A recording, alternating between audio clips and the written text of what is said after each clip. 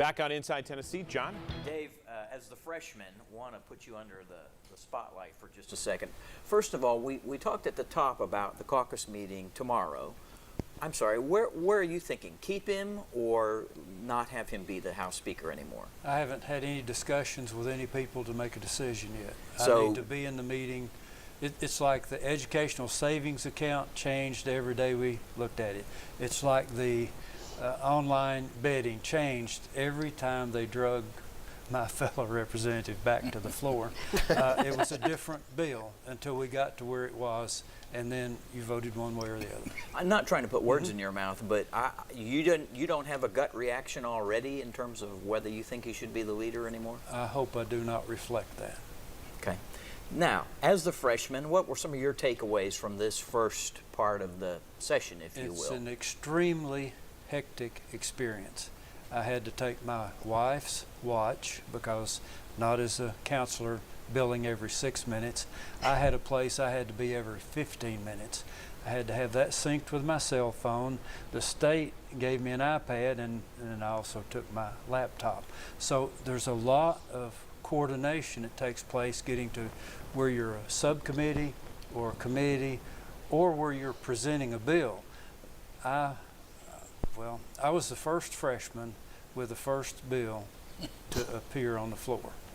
I wanted to get in, learn the rules, and hopefully be a little bit more productive in the next part of the session. That sounds like too much structure for me. Well, it's extremely structured. It starts early, and I had to learn one thing. It's at the places where you go eat, you have to back up. You have to exercise a little bit, else you do get the freshman 15. So Rick Staples, you weren't here in our first block when we talked about Glen Casada. The Black Caucus has come out against Casada as Speaker, as I read.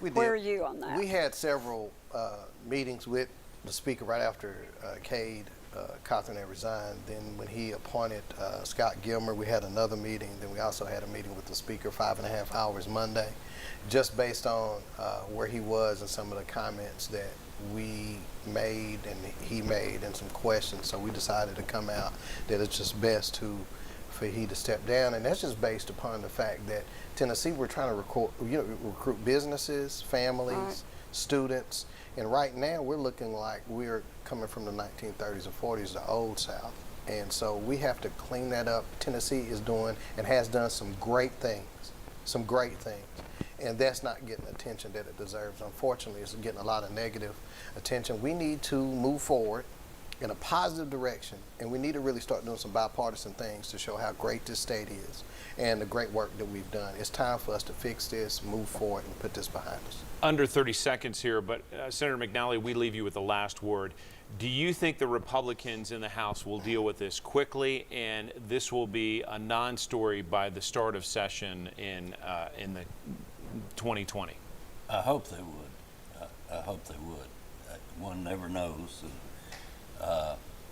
And it would simply be a vote of confidence or no confidence. It wouldn't necessarily require him to take any action. But if they do, if it is no confidence vote, I would hope that he would step down. All right. Well, we appreciate the conversation, gentlemen. Thank you very much. Thank you. We'll be back with more Inside Tennessee next week, more lawmakers on tap, and we'll talk about what happens Monday. Hope to see you then.